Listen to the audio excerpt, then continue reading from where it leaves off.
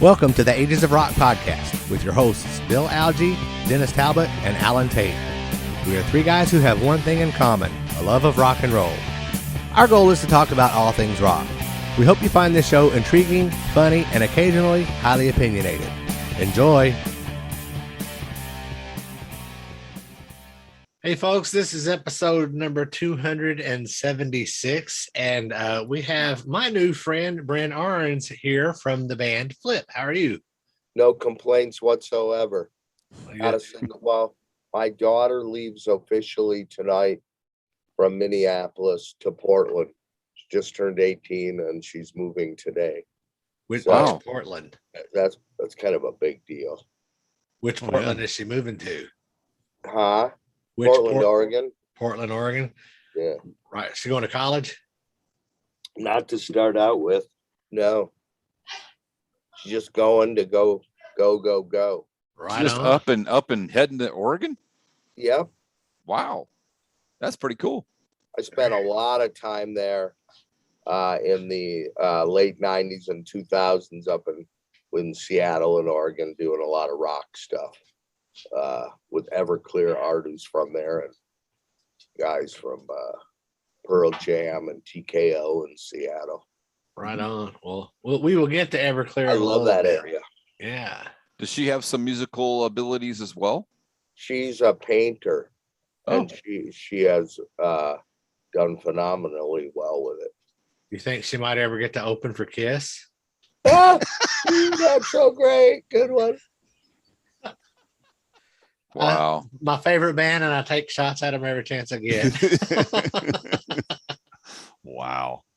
That is, and I'm personally a fan of like the idea of alternative opening scenarios. Like I like comedians and things like, at least I think I do on paper. I don't know if I do when I get there.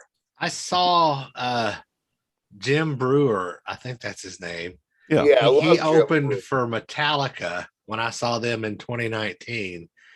And I don't know if it was just how he was presenting it or what the deal was, but I was not really impressed with how that particular opening act presented itself, if you will. Right.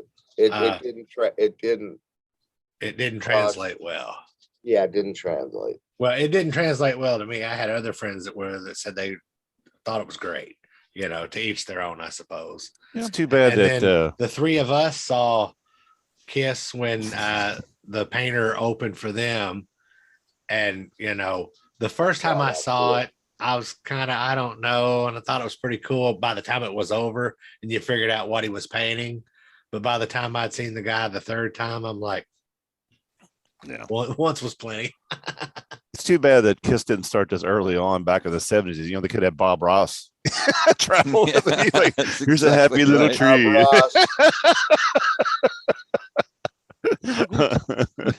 Oh, the happiest painter in the land. You ain't kidding. For sure. But, all right. So I've got just a question out the gate. I've been watching, I've been down in the YouTube hole for the last couple weeks, actually, since meeting you in Nashville, and watching a bunch of stuff from your past. And we're even gonna go before FLIPP. We're gonna go to a band called Obsession. There's a video of you on YouTube, and you're on some kind of almost like a local access channel, and they're interviewing you. How old were you in that video? 21. I'm gonna say you look really, really young in it. I mean, it's like, 21. That's a day or two. And by that time, I had already been in bands for 10 years. Wow. Yeah, that's a great video when they're interviewing. You got all that cassette tape over, and you're eating that 45 record. It was in the back seat of the dude's car on the way there. So I just grabbed it en route.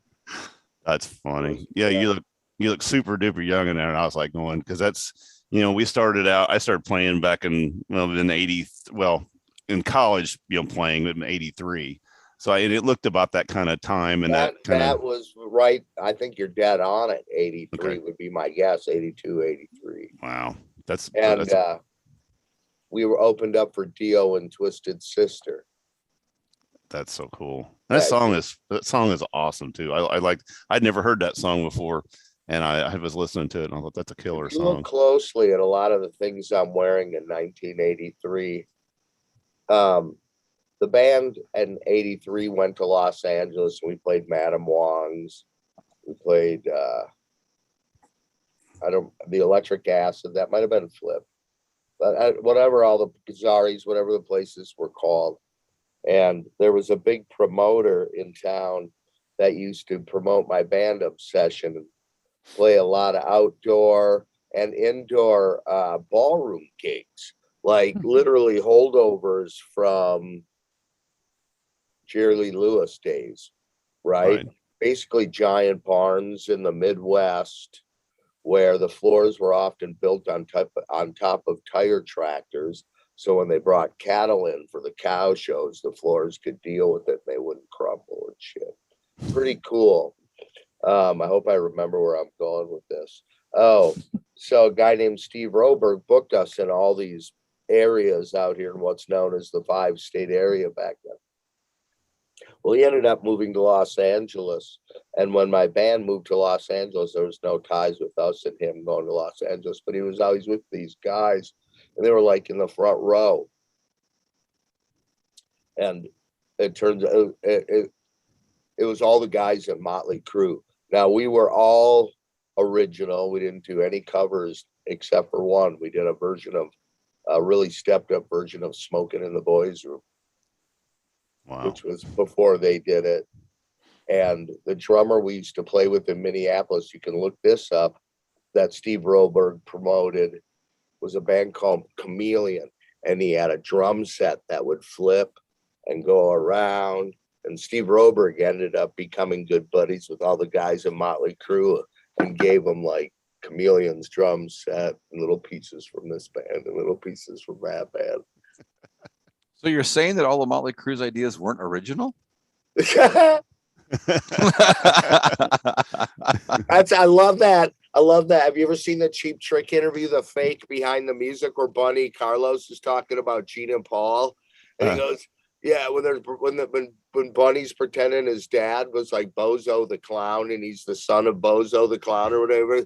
Yeah, Gene and Paul, my dad was Bozo the Clown. Those two guys, they never came up with an idea between them. Because you know flattery, right? Yeah. And Bunny just delivered it dead on.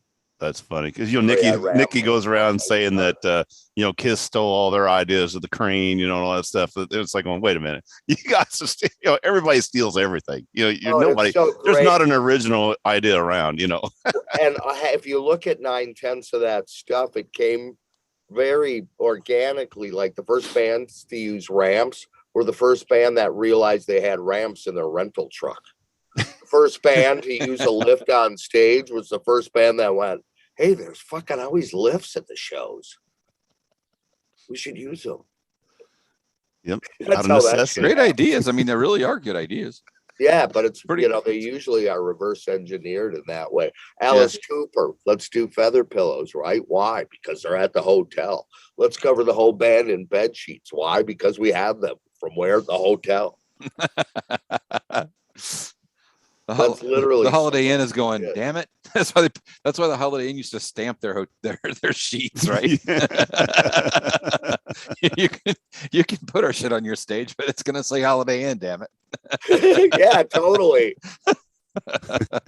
Free advertisement. Call your band the Crash Street Kids. I was gonna do this in 1979. And then on the way to the gigs, whatever we pass by on the road, we just pick it up and throw it on stage, like tones and whatever. We'd have a different production all the time. We could even return it on the way back. There you go. Yeah. Just make sure you take the same route back. Just be careful. Don't run across a live chicken, because if you get one of those, you know what happens there, right? It never ends well. It never ends well. Never, ever, ever.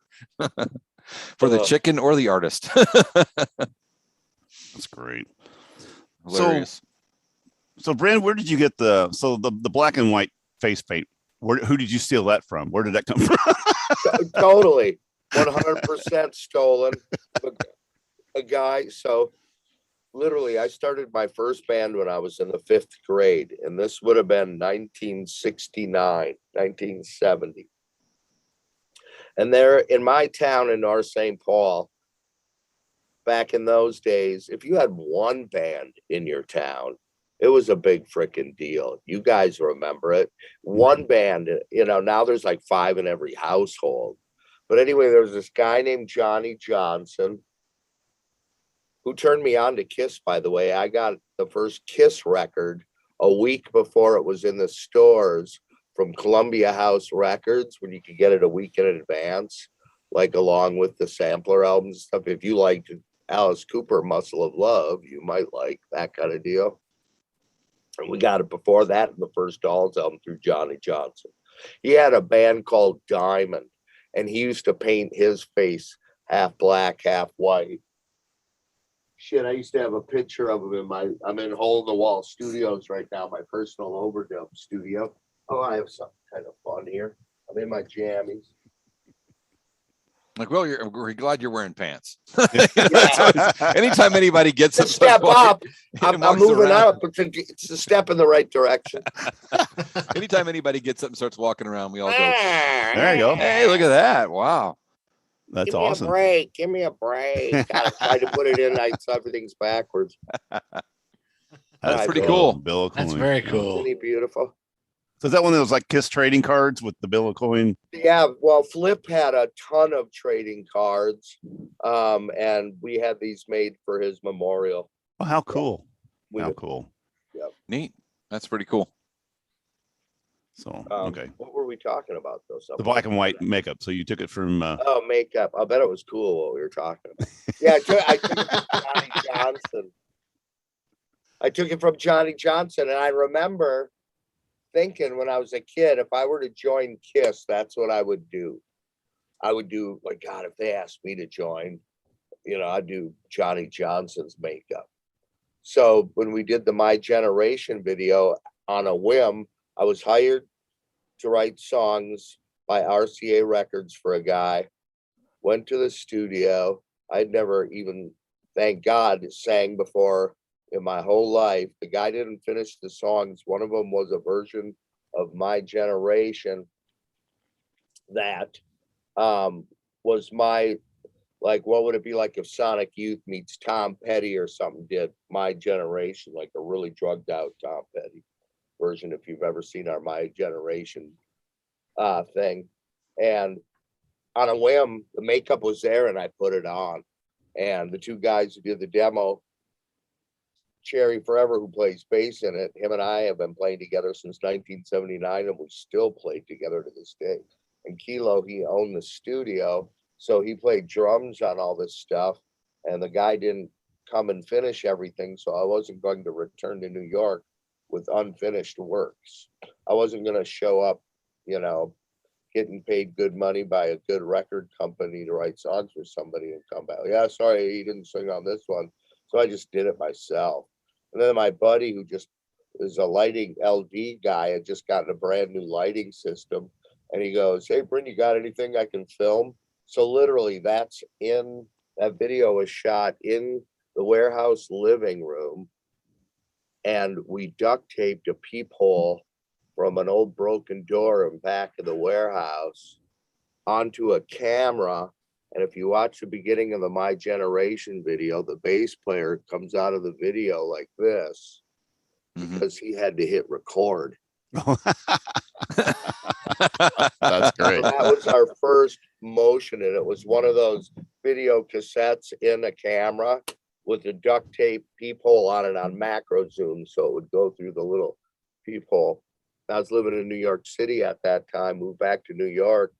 At that time, I was asked to join the New York Dolls as well, and I was managed by David Krebs, and I showed it to some of my friends, Jack Douglas included, Steve Conti, and some other guys, and they were like, that's the best fucking homemade rock video I've ever seen. And and Bill Baker, do you know Bill Baker, Ace Frehley guy, really good friends with Ace for a while, Right. and he put that book out. He's a good buddy of mine. He did guitar tech for me and stuff when we toured with Ace in the 90s.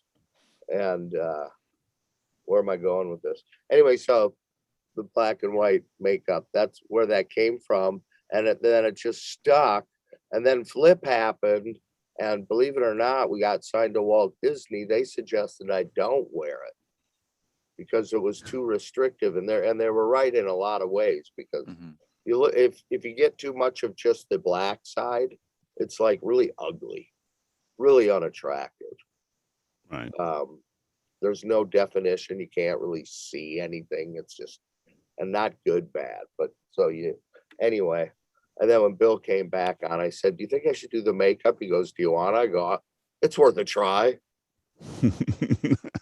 It's worked before. Let's do it. And plus, frankly, I was a little older than a lot of like the bands we were touring with at the time. Like, I won't come up with all the names. Everybody, Green Day to everybody, and fuck Oasis. But and I was like, Stone Temple Pilots. They're coming to me now. Jackal, fucking Cheap Trick, tons of them. But we get done.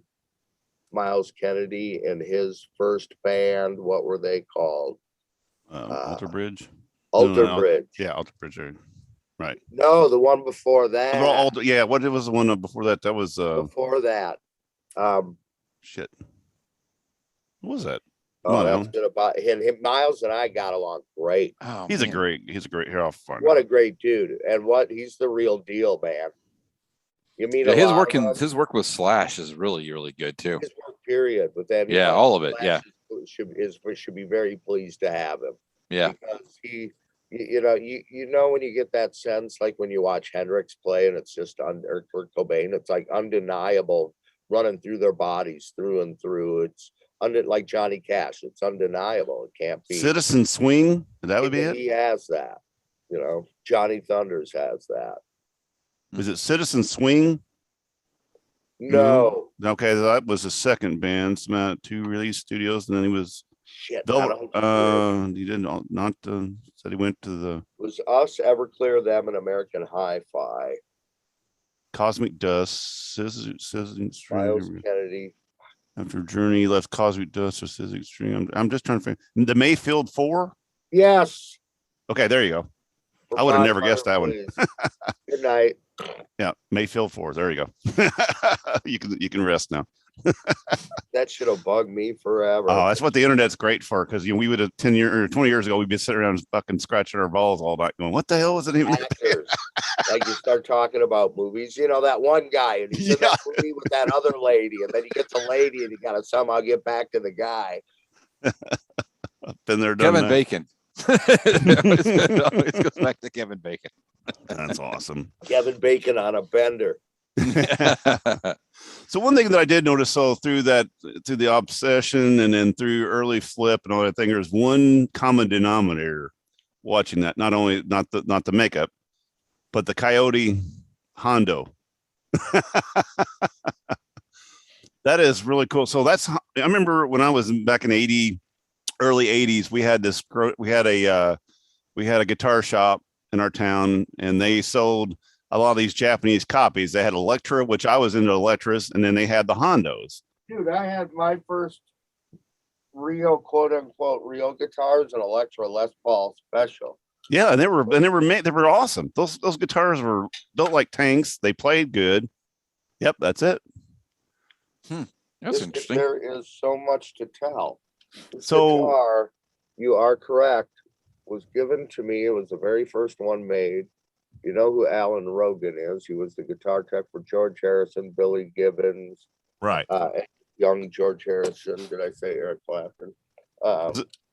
And oddly enough, Rudolph Schenker. Because that was actually made for Billy Gibbons, right? It was supposed to be a special production. So how many did they make of that then? I'm guessing 50. Many. I really don't know, and I don't think anybody does. But this is the first one, and they gave it to me. Why on God's green earth? I was just so lucky.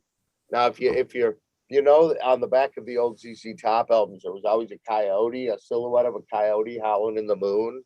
Right. That's the coyote head. There's the eyes. Huh. There's the mouth. I'll be damned. So that's the original, the one that was in the video there with it was red when I saw it first Yeah, in the a lot obsession. of different things. Right. That is the original one. Wow. That's amazing.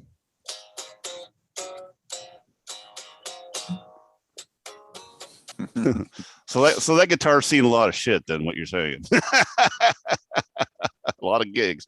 Oh, dude. Well, here's a funny one. Freak is #1 in 8 cities. Went to number 38 at the end of the ball game. We're #1 in Madison, Wisconsin. We're playing a big festival headline, and I'm just on fire. I can't believe it. And I have 2 of these.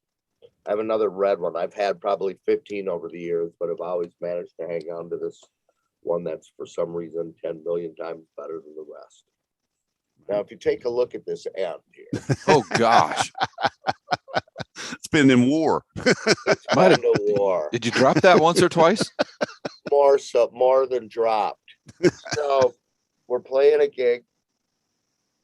Huge festival. It's beautiful out. Last song of the night. I fucking chuck it. Throw it as hard as I can. My tech runs out, Dan Stressman, runs out, grabs it, comes back to me.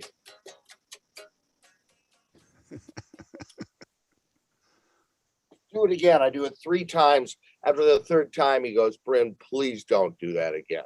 Please. And he's sweating. And I go, okay, no problem. Yeah, here it comes. Right? And I'm watching it. And there's a girl kind of talking to her boyfriend. And the guitar goes, wham, and hits her dead square in the forehead. I see blood. Boom, boom, and the show. Quick, Dan, go out and get her. I tell Kilo. Immediately, he's on the phone to our then manager. Give me a break. Give me a break. And of course, Bill's no stranger to mishaps on stage with the audience and dealing with an audience that might have been hurt by a flash pod or something. So Dan runs and gets this girl. Believe it or not, we're only it's downtown, outdoors on the main city or on the main drag in Madison. Could have been Milwaukee, began with an M. Half a block away, hospital. I take her to the hospital in a golf cart. I still have my makeup on, my hair, the whole bit. Take her to the emergency room. She's got blood running down her head. Just waiting patiently. She comes out. She doesn't say much. And on the way there, the reason I'm worried about her is because she's talking like that, really slow, right? I messed her up. Take her to that. And I said, Kilo, call Bill while we're gone. Okay. We go there. She gets checked out. She comes out and I go, what's up? She goes, doctor says fine. And she's just all like, and I'm just like, okay. And we're driving back and she's all grinning and stuff. And it is crossing my mind that maybe she's like on acid or something, literally. These are the things I'm thinking. And as I'm coming up to our tour bus, there's Kilo and our other band members with her boyfriend, and they all have beers, and he's got 3-4 FLIPP t-shirts over his shoulder and our cereal box and all this merch and stuff, and which Bill immediately told them, give them one of everything you got. And we get back there and we pull up and we're just kind of making eye contact. I am with Kilo, who runs a band with me. And all of a sudden, he's just like, we're fine. And I'm like, I guess we're fine. And all of a sudden, her boyfriend starts talking. The girl I hit in the head with the guitar, her boyfriend starts talking to her, going, hey, how you doing? You guys are great. And I'm like, oh my God, that's how they talk. And the whole time I thought this woman had like a really serious brain injury. Then I heard the boyfriend talk right away and go, hey, man. Hell, you might have knocked some sense into her. You never know. That story lives in DNA right in that son of a bitch. That's funny as hell. Another time we got paid way too much money for a corporate gig where they set up a stage that's too big in an area that's way too big with a production that's way too big for the 50 people that work for this company in a field, right? But we can't turn the money is just incredible. And we're playing, and it feels so weird. I'm on this like 10-foot tall stage with everything, and there's like, you know, less than sound check out there. You know?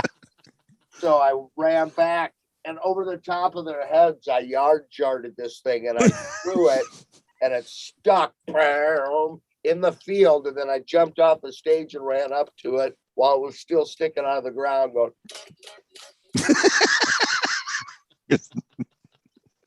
So yeah, this has come once again. If it could only talk, you know. If it would only shut up, right? Yeah, okay. Probably more like it. That's awesome, though. So there you have it.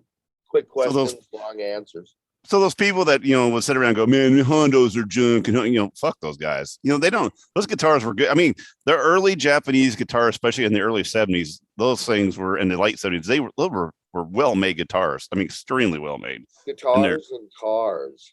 Yeah. Like you can find good and bad all across the board.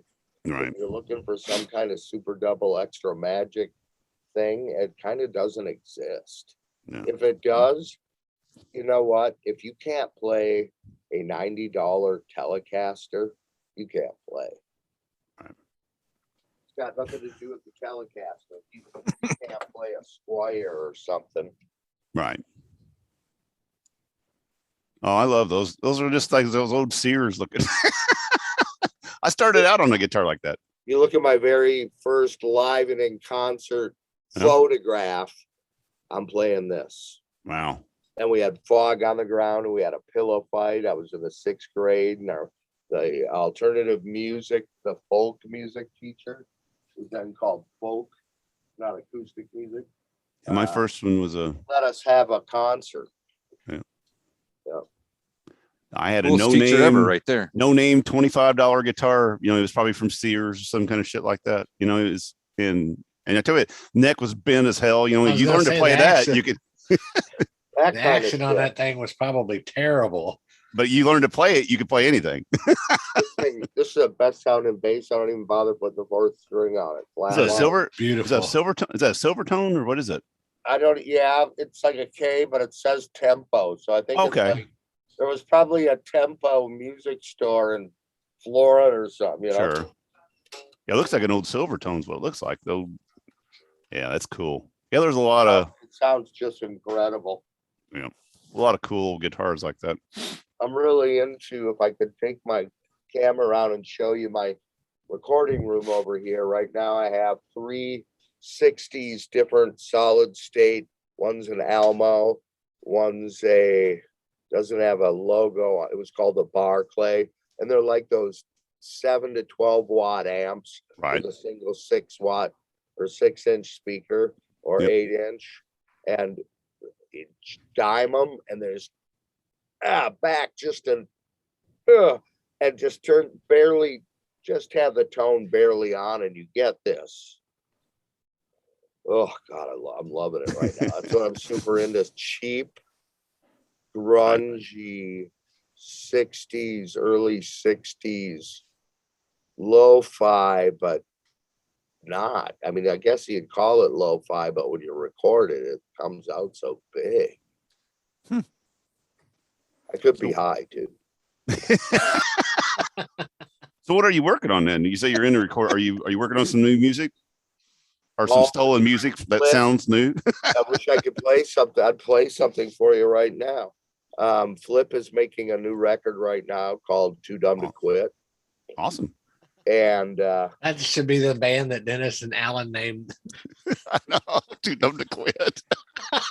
You stole my name, man. You stole my name. I could have joined us as too smart to start. Oh, you just gave him another idea. B-side. There you go. Note to self. Note to self. There you go. That's funny. And we're doing it with like John Fields, who produced like Jellyfish, Switchfoot, Pink. He's an old friend of mine. I mean, huge, just endless roster of great acts that he's done. And we're fucking really doing some cool shit, some really wacky shit, which is why I have all these like plastic amps set up and stuff. Right.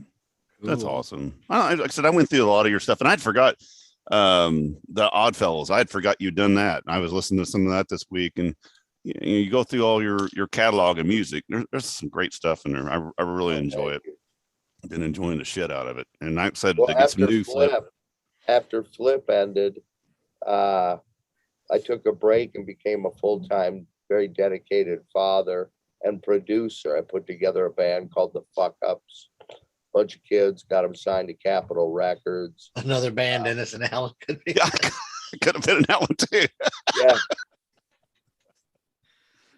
So they got signed to Capitol Records? Yep, got them. So they had a hit in Canada, and they did a ton of really cool shit. And I managed, produced, co-wrote, pretty much put the whole came up with the name, put the whole package together. So they didn't get anybody freaking out about the name? It became the FUps. Ah, gotcha. What they did freak out on was when I had a fake, the word fuck spray painted on the side of a UPS truck. That they had a problem with. Imagine that.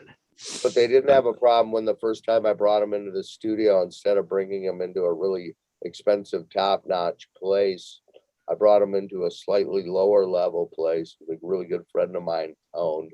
Still a very good studio, and it's all right. In its own right, really good studio, actually.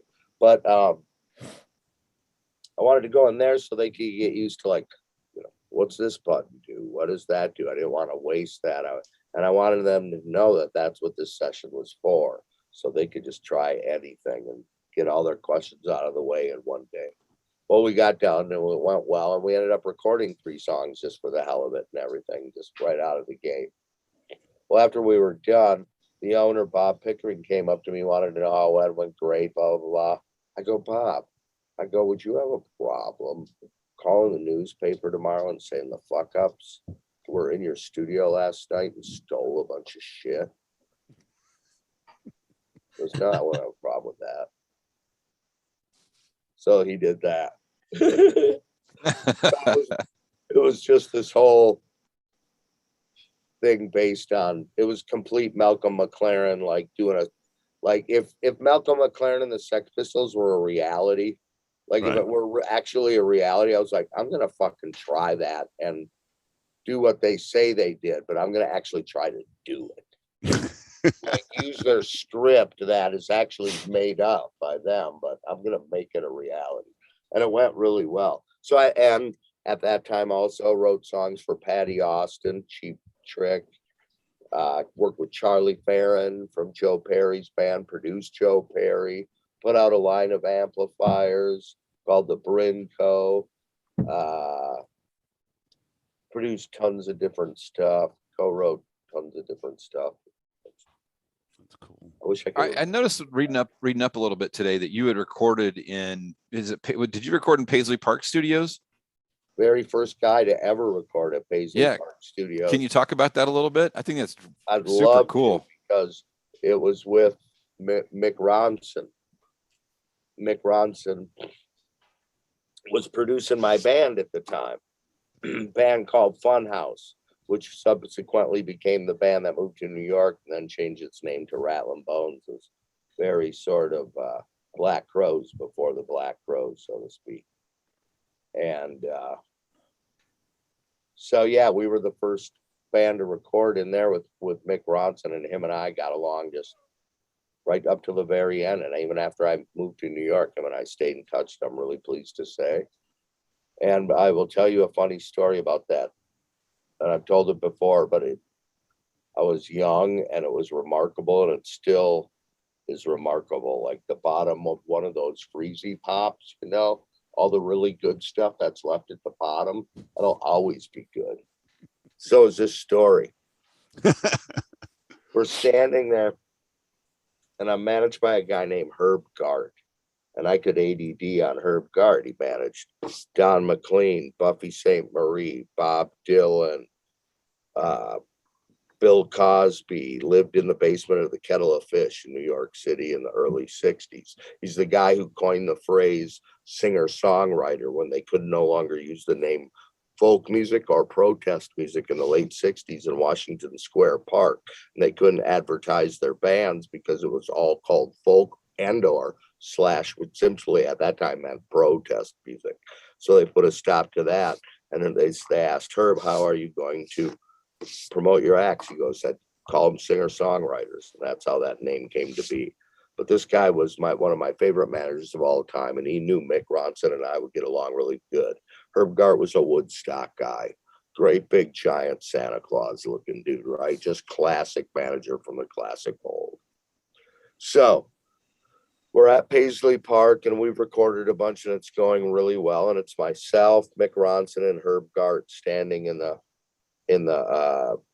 by the coffee maker in the little kitchen area. And Prince walks in and says to Mick Ronson, so great to meet you. And Mick, of course, he's just like a total English, straight up salty. Hey man, how you doing? This is cool.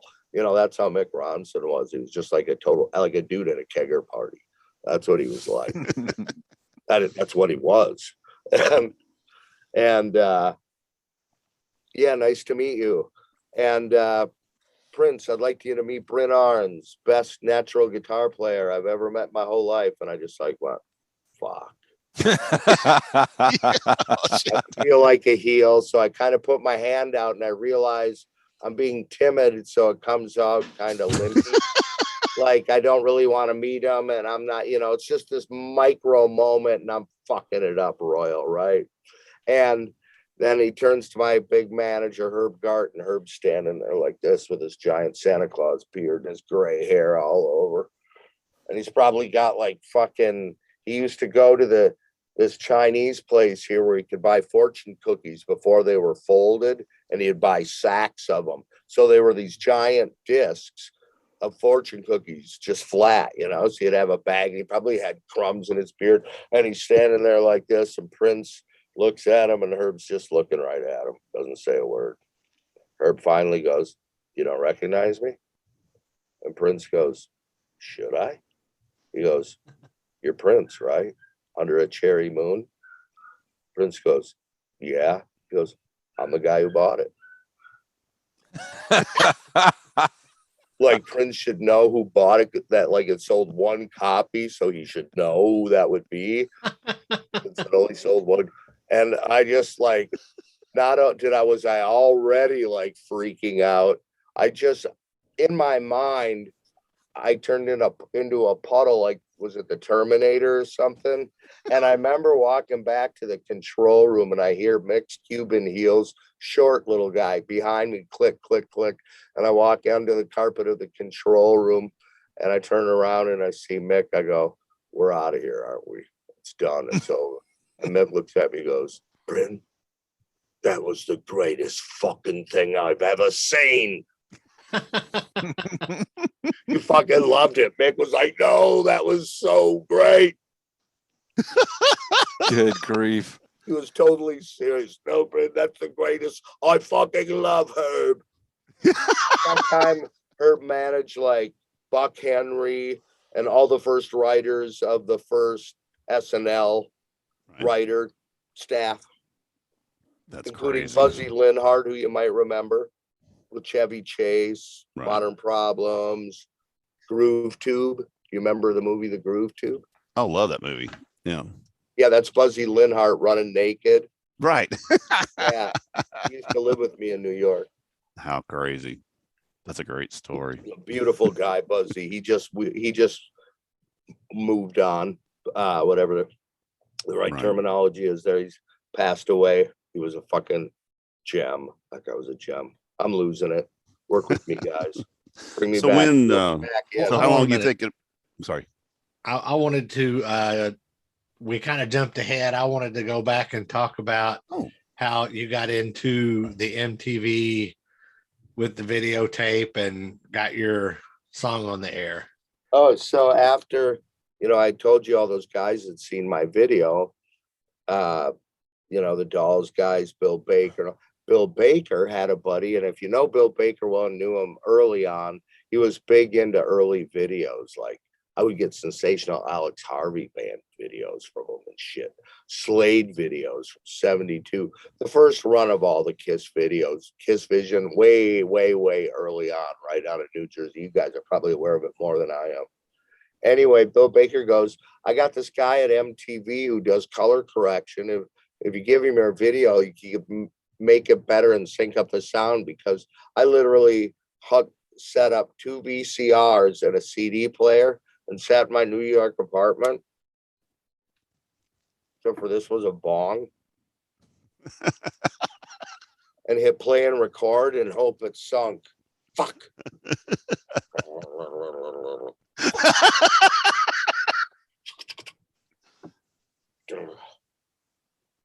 Looks pretty close. So I brought it into him and he did it. My hair was green, standing out all over the place. And I think I had like a green and blue checkered suit, kind of like Caddyshack.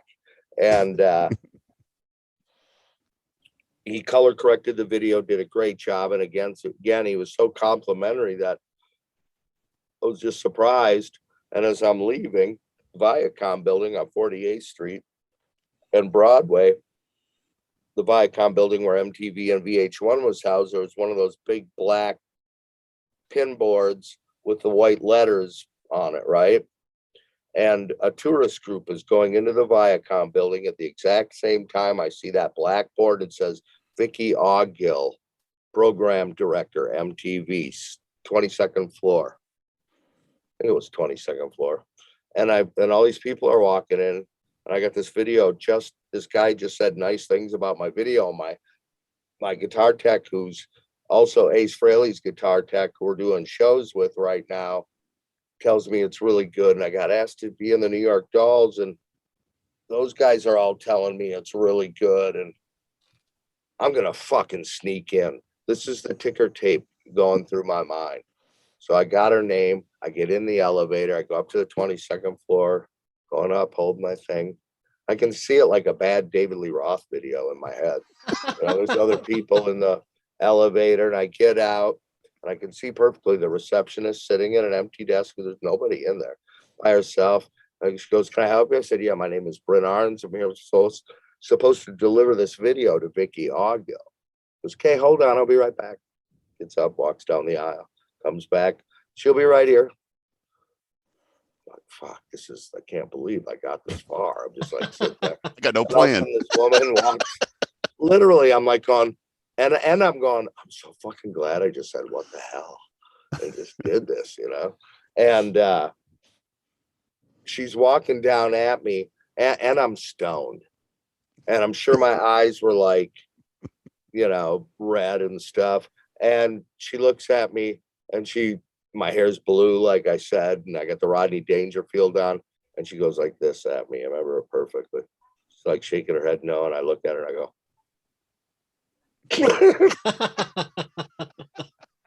She comes up to me. She goes, "What's this?" I didn't have to ask for a video. I said, "I know. I lied. I snuck in. I saw your name on the ticker board downstairs. My name is Brynn Arnes, my friend in the New York Dolls. And I dropped a couple of David Krebs that said this is a really great homemade video. And I lied, and here it is." She goes, "Wait here." She goes into her office. She comes back, and she's holding a piece of paper. And I'm like, fuck. I'm fucked. And it's a release form. She played it on 120 minutes that night. Right on. That's a fucking great story. And then it just got spun and spun and spun.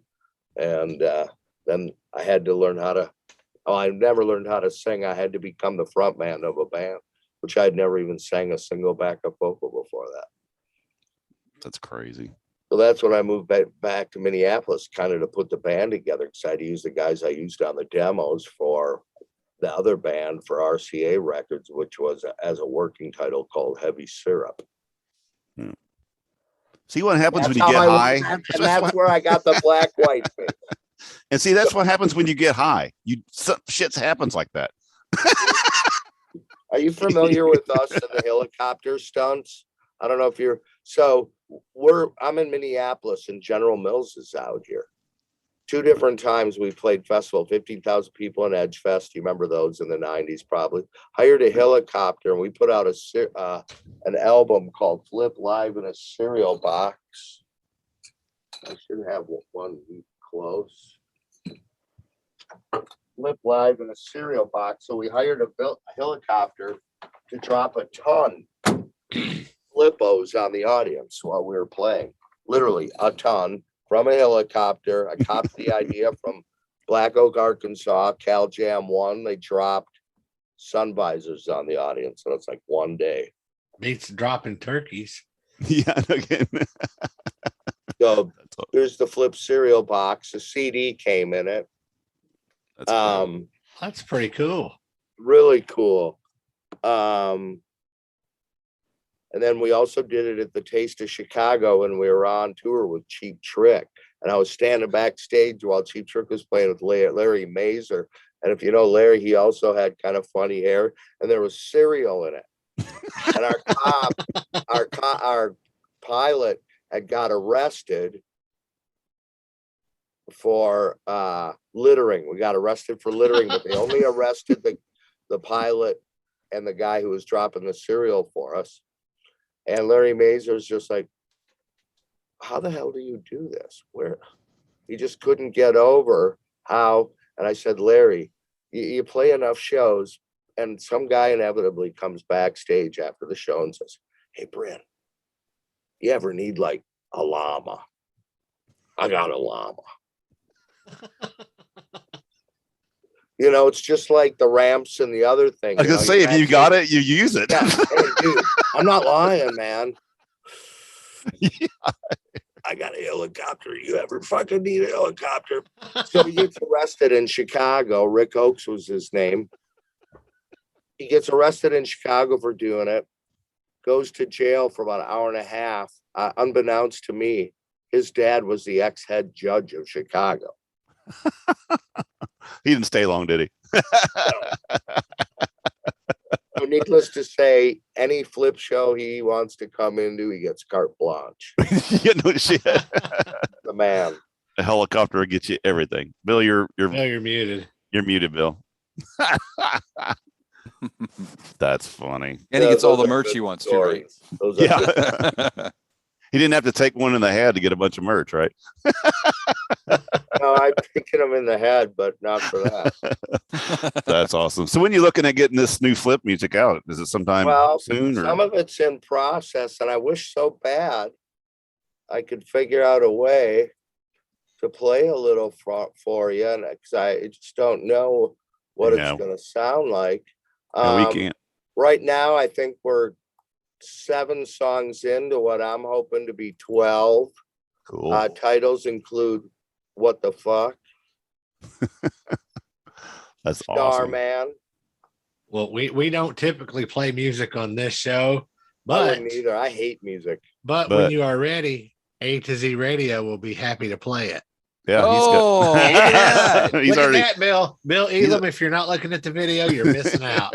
God, trying to put it on the other side, man. That's a whole like it looks right on our side in and of itself in school. Yeah, it looks good. Yes.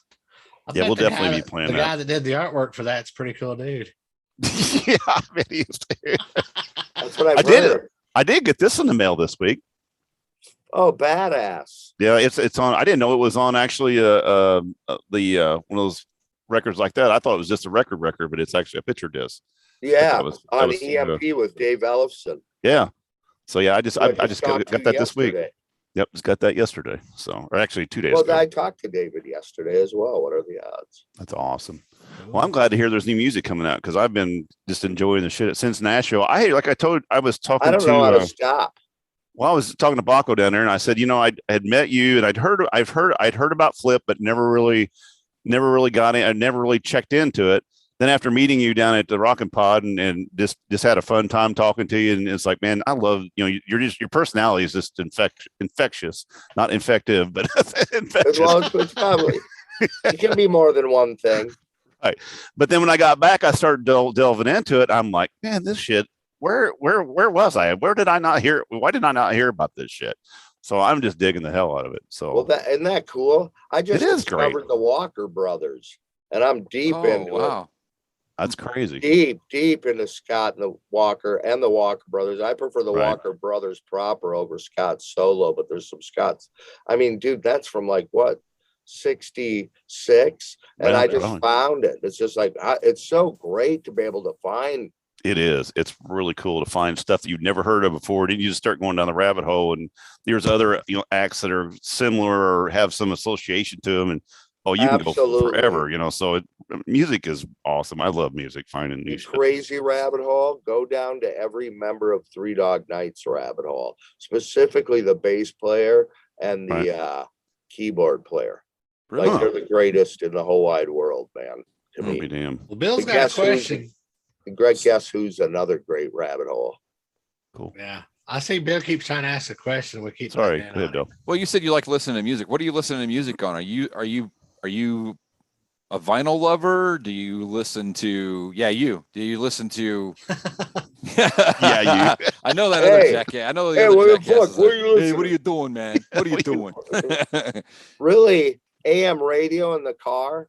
I like the best. Oldies AM radio in the car.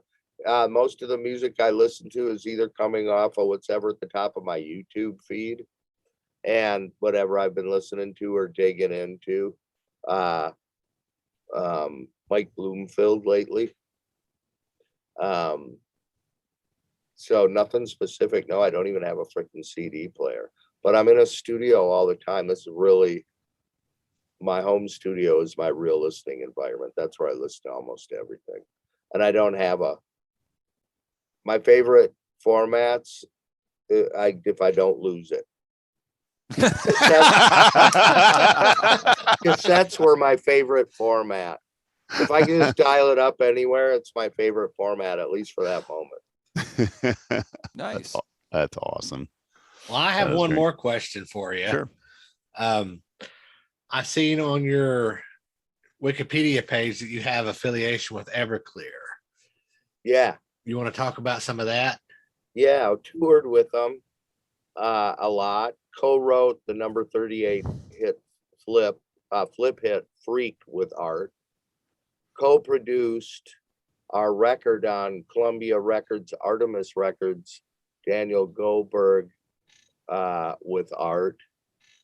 Like I said, I've done a lot of work in Portland and Seattle with a lot of those people.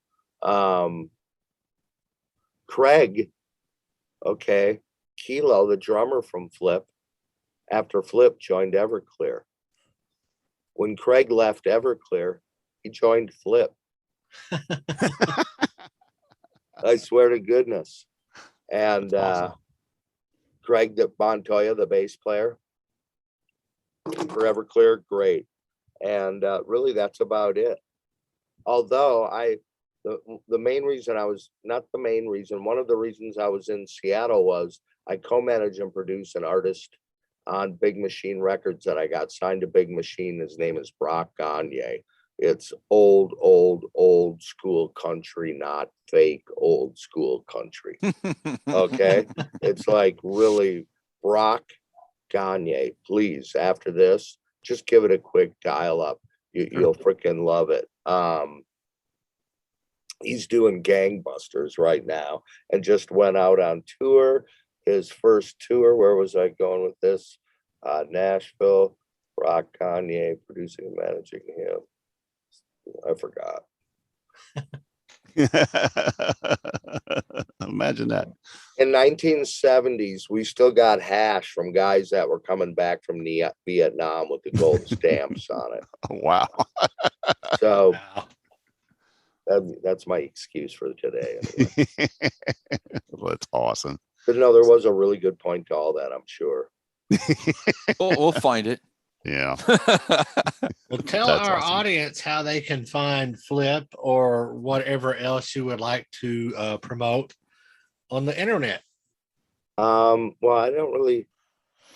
I promote anything and everything. I promote myself. Flip, it's with 2 P's. My name is Brynn Arnes. I'm sure we're all smart enough to Google anything we want. What bands was Brynn Arnes in? What video? Brynn Arnes. One word leads to another. That's how I do it. I don't really know. I can tell you this much. I got in trouble with, we were talking about Art Alexakis. That's where I went off. But I was at another meeting when I was signed to Walt Disney.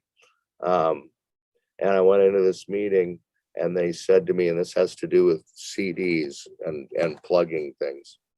And they said to me, we really think your demographic is this, this, and this, and this. I said, demographic? Yeah, the age of people.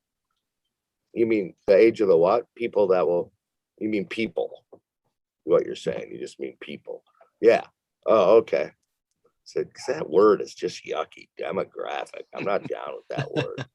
And we're really thinking, Brynn, that on the back of the CD, you need to put, because we were really early on the website thing, which really helped Flip a lot, actually, at the beginning. Make sure you put flip.com. And I'm thinking to myself, yeah, because nobody's smart enough to go, I wonder if there's flip.com. I remember just thinking to myself, both of these things were just seriously insulting to the audience. So we're out in LA, we play the Dragonfly in the Viper Room. And the first thing I do is I get up on stage and looks like we got ourselves a really good demographic here tonight. I'd like to know how many people here tonight are between the ages of 18 and 24. And given the choice of a CD with flip.com on it, or just something else like, good macaroni and cheese recipe, perhaps, which would you prefer? And my product manager was just like fucking out of side of the stage going. And that's when I was doing everything I possibly could to piss somebody off, not unlike my good friend and soul brother Alex Kane, who was doing basically the same thing at the same time. That's great. That's epic. That is funny. There's nothing wrong with that. It gets ridiculous. It's so that's pretty damn funny though. It's so fun though. It's also childish and nobody gets hurt. Even that, and she didn't get hurt.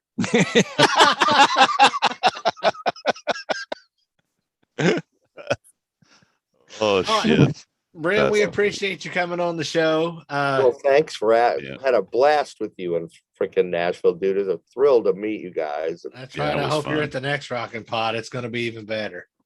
I got nothing. Tom and Roman they're a ball to hang out with. And I don't drink, so at the end of the night, they're just sloshed, and I'm just like, get in the car. Okay, come on, I got the Uber. Let's go. We're going over here, guys. And they're like, all right, Skipper.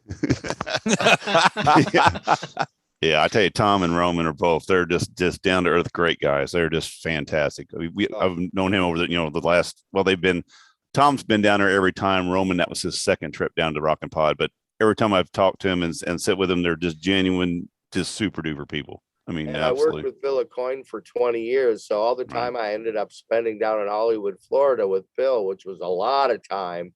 Right. A lot of the times it was me hanging out with Roman.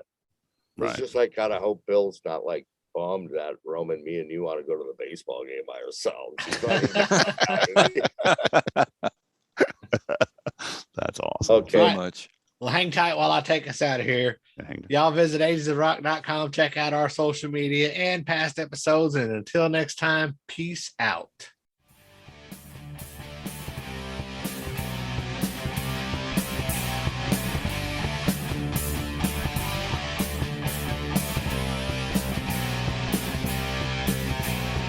Thanks for listening to the Ages of Rock podcast. If you haven't done so already, be sure to subscribe to our YouTube channel, like us on Facebook, and most importantly, tell all your friends. Remember, you're never too old to rock. Until the next episode, peace out, folks.